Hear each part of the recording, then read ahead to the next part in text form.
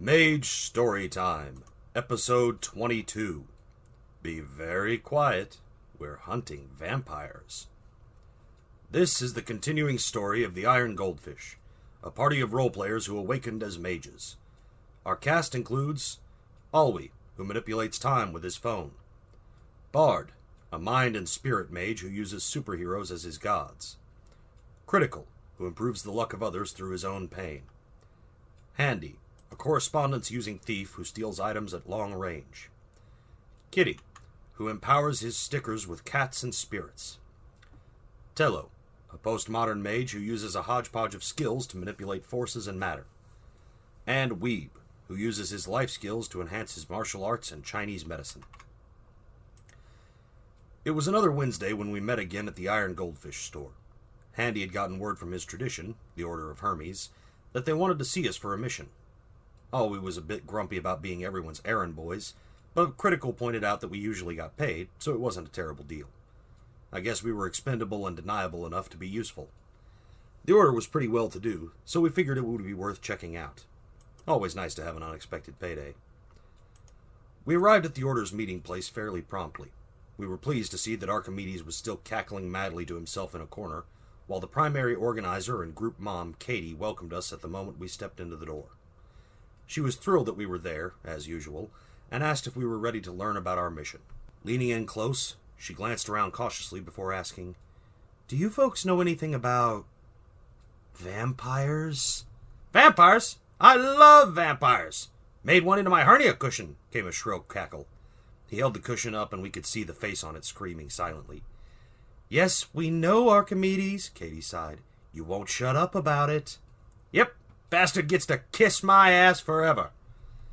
We helpfully informed her that we knew a fair amount about vampires. They hated sunlight, they were good at finances, you could shoot them to death if you really wanted it, and they blew up real good. Katie said she hadn't known they could be killed with bullets. Weeb gave her a condescending look. "Ma'am, this is Texas. Shoot it more should have been your first choice." The Hermetic Mage conceded his point.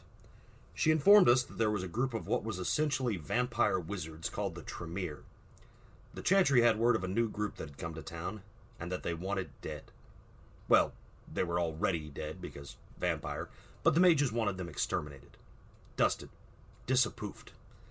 But since they were known at the local vampire court, the Order of Hermes couldn't move against them openly, which is where we came in. We checked, and they hadn't done anything specific yet, but the Order wanted them taken out on general principles. Pro tip: it's generally a good idea to take out your enemies before they attack you. We were surprisingly on board, for the right price. Once again, we were offered a greater boon from the Order, and it's always good to have powerful groups owe you favors. We pressed for whatever information they had and found out that this type of vampire apparently liked to congregate in the downtown area, around the financial district and in some of the nightclubs. It seems that their younger members like to get out from time to time. They tended especially to focus on the bars frequented by college types.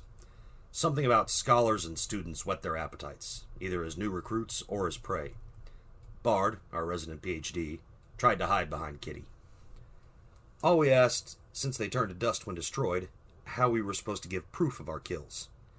Archimedes shouted out to bring him some eye teeth, although he did offer a personal boon if we could get one alive.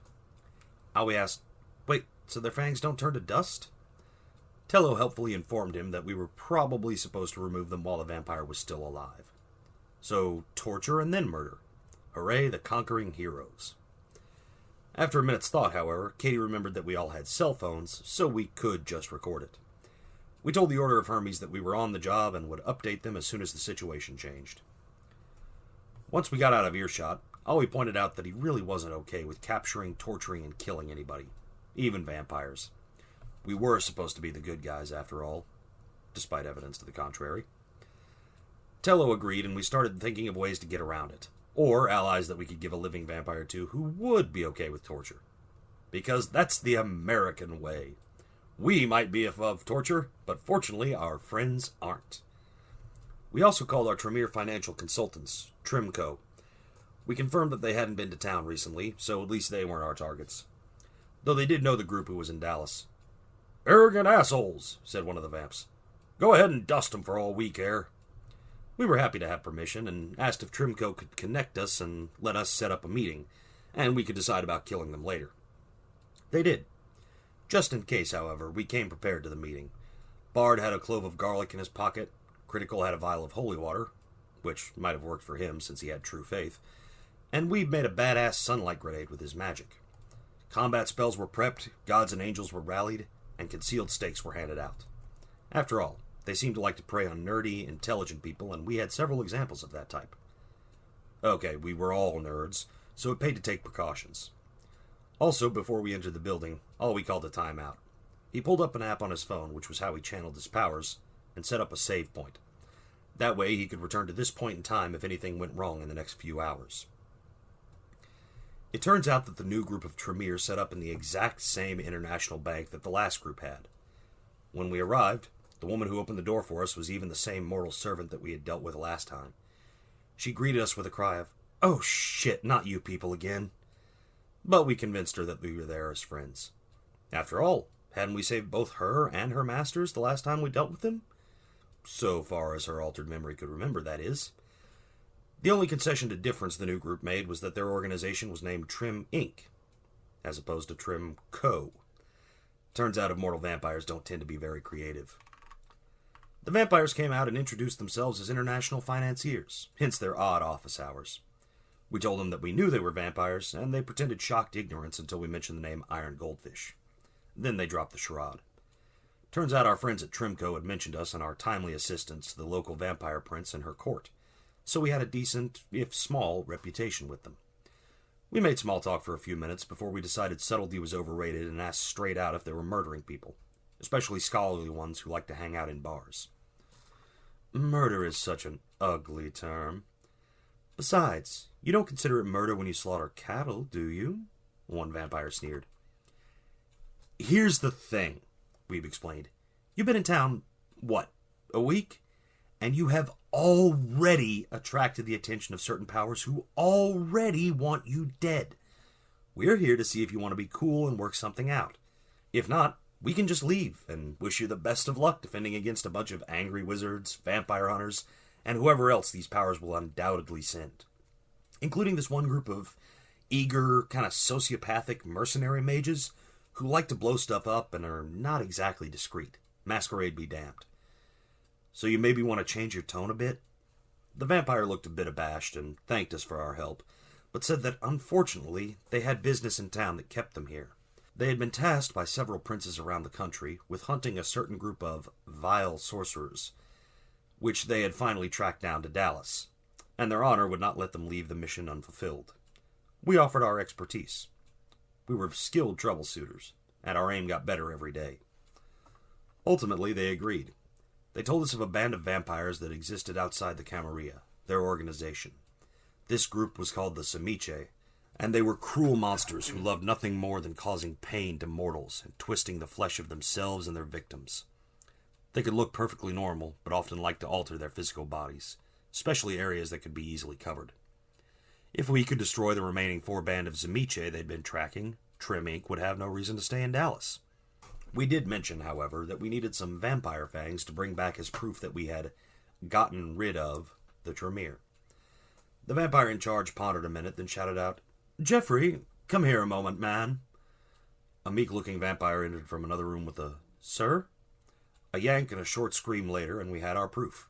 The Tremere told us the bar where the Mage had been seen last, which explained the Tremere's own presence there, and we went off to plan our hunt. Apparently, the Mage clan weakness was that they needed some of their home dirt nearby when they slept, or else they couldn't regenerate. So we thought maybe Handy could use his correspondence to steal the dirt from their beds. Handy said he couldn't without knowing where they actually were. Plus, if he could do that, why not just drop off a grenade in their beds? Bard had another idea. With our powers combined, we could make a body, like the Meat Baby, and then create a life force or soul to animate it. Tello didn't care for the idea of making something that only existed to suffer and be bait. Weeb suggested we make a physical body, then get some sort of spirit that we knew to animate it, so it was morally clean. Kitty thought Baron Samedi might find it funny to mess up a bunch of vampires. We figured we could put him in the body of a blonde girl who'd just gotten her master's degree and call it a prank on the vamps. The Baron loved pranks. For that matter, so did Coyote. It didn't take much work to convince them of this plan. They thought the idea was hilarious. After a few hours of magical crafting, we had 2 young blonde girls with luscious bodies and glasses, and had called to arrange a small party for them at the bar to celebrate their new degrees. That should make for pretty good bait. And our virtual adepts, Weeb and Aoi, set up a camera system so we could watch and know when to have Handy teleport us in for the kill. Samedi and Coyote, now Susie and Chrissy, could barely stand up. They were laughing so hard at their new looks. The pair went to the bar while we watched from our base/storefront in the digital web. The gods kept dropping hints about their scholarly careers, giggling and draping themselves over every man they could see. They got a lot of free drinks from guys, and from a number of girls, but they were spirits, so they knew what they were looking for, and kept meeting new people. The vampires, when they did show up, were smooth as silk, to the point that even Coyote was impressed. It took almost no time for the men to smooth-talk the girls into going home with them. We watched as they drove to an upscale apartment complex in downtown and went upstairs, sloppily making out the entire way. As the giggling girls were pushed through the door, they gave a shout of surprise when 2 other, bulkier men grabbed them and dragged them into the room. The others slammed the door shut and advanced menacingly on the hapless women, laughing maniacally, talking about what they were going to do, and generally being incredibly creepy. The god girls played their parts to the hilt, shrieking and weeping hysterically as the horrors advanced. One of the larger vampires grabbed Susie, and another took Chrissy from behind, pulled her tight to him, and sank his fangs into her neck. And then he gave a little choking sound as his mouth was flooded with liquid trickster. Coyote rotated his head 180 degrees, broke into a smile that bisected 3/4 of his skull, and said, "Gotcha, bitch." That was when we hit him. On our end, we had been preparing in the digital web. As the women were being taken to the apartment, we gathered in our newly minted teleporter room. Techno-sorcery for the win! We stood around in a circle around the central pillar, the dark lit by glowing technical lights. Picture it. Weeb sunk into his Astartes Foo stance. Tello donned her armor with the egg. Kitty pasted stickers to everyone. Bard summoned his superhero guardian. Alwi charged time magic around himself and his phone. Critical cracked his knuckles painfully. Handy ate a sandwich. As we waited, Bard commented that it would have looked really cool as a montage in a movie. With a cry of, "Leroy Jenkins!" our portal opened into the room. The 2 vamps that had gotten a mouthful of God were on fire from the neck up, so we concentrated our attention on the others. The 2 girls dropped lifeless to the floor, the job of the gods completed, although those of us with spirit could see them sitting in the room, watching the fight and sharing spectral popcorn. Weeb appeared behind one of the non-incinerated vamps, and, his body enlarged to Space Marine proportions, he put the bloodsucker in a rear-naked choke, then blasted him in the back of the head with a fireball he had stored up. When that failed to completely destroy the creature, Weeb just started to squeeze. The vamp's head popped like a blood-soaked zit. The other unharmed Zamiche turned to face Tello and lunged at her. Instead of parrying with her sword, she touched the stone egg on her chest and a whirling portal opened up, filling the room with an eggy, moist smell. The creature was sucked into a dimension of cloaca dentata, his screams echoing in the room for minutes. While all this was going on, Kitty sat calmly on the couch recording everything on his phone, although he did shout at Weeb to try to get the teeth. Of the vampires, only the ones with the flaming heads were left. Critical threw his magic D20 at one, and it did him a favor by putting out the flame. He put out said flame by causing the vampire's head to freeze into a block of ice. The monster fell over, hitting his head on the coffee table and causing it to shatter into hundreds of pieces. The last one was dealt with by Bard, who used his superhero powers to simply uppercut the vampire's head clean off. And with that, it was over. We stood in the room and surveyed the damage. 3 piles of dust, some charred carpet, and blood spatter was all that was left. Looked like Archimedes wasn't getting his toy. On the plus side, we did manage to get one of the fangs from the head-exploded one. And we had video proof.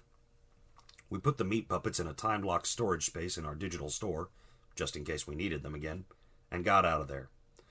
We got the tape back to the Tremere, who agreed to pack up and leave town, after reporting on our assistance to the local prince. As a warning, we also put the video online, with our faces blurred out, of course, just in case any vampires were thinking of coming to town. Then we brought Jeffrey's teeth back to the Order of Hermes, and everyone was happy. Except for the dead vampires. And maybe Jeffrey. But screw those bloodsuckers. What will our heroes deal with next? Will there be repercussions from the vampires? What will become of the horrible egg dimension? Find out in the next Mage Storytime.